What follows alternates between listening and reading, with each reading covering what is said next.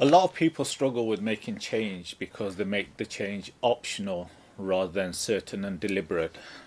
Let's take an example. Let's say you're trying to arrange to meet up with some friends, or you're trying to arrange a date, and you're constantly contacting the person, and they were saying, "Yeah, let's meet up, let's catch up sometime, let's arrange a telephone call."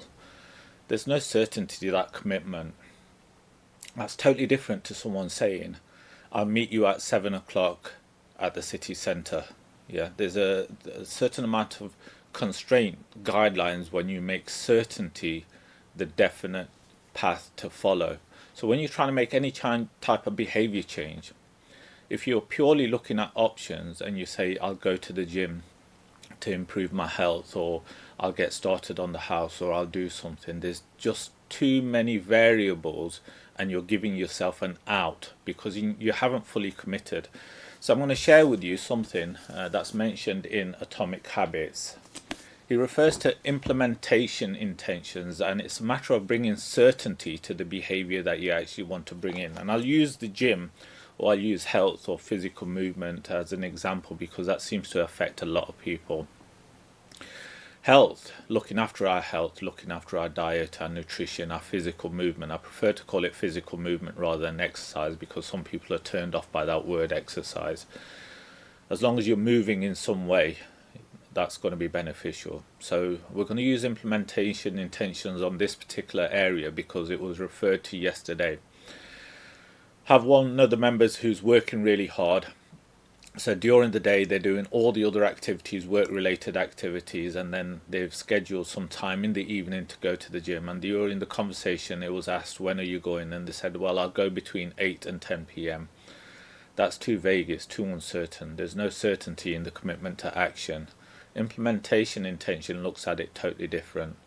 It will say, and it's a simple formula: "I will," the behavior, "at a certain time in a place." So it sets certainty to the behavior. So for example, "I will go do 30 minutes exercise at 7 p.m.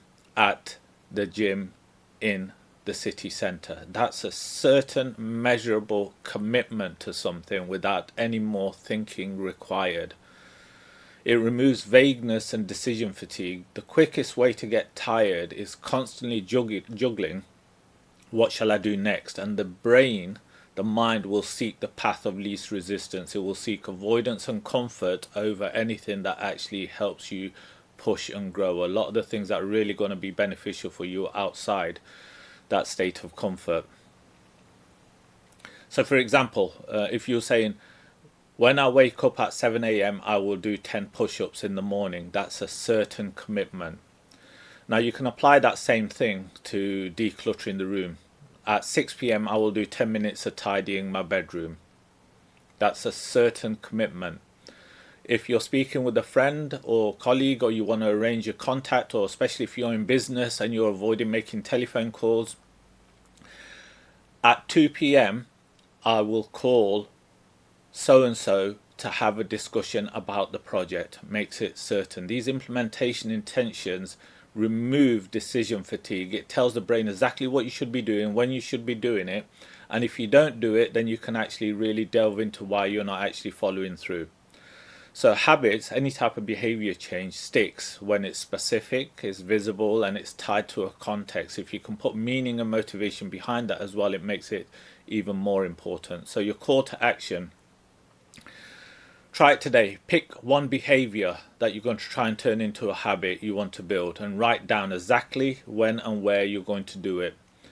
And then watch how easier it becomes. I do these recordings in the morning because I can commit to doing them in the morning, whereas if I leave them till later on in the day, it's unlikely that they'll get done.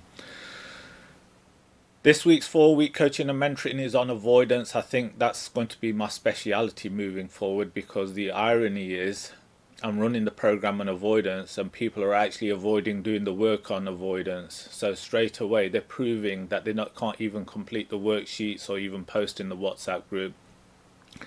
I've been doing coaching and mentoring for 10 years, so I don't take it personally. It's not my issue, it's not my problem, it's not my benefit. I'm offering this free of charge as support for other people. I'm going to progress regardless, and those that join in can progress along with me. So sending well wishes to you all. Hope you all have a good day. Try implementation intentions. If you've got a question, post it in the WhatsApp group, on the Facebook group, or even on LinkedIn, as I've started increasing posting on LinkedIn. Take care. Have a good day.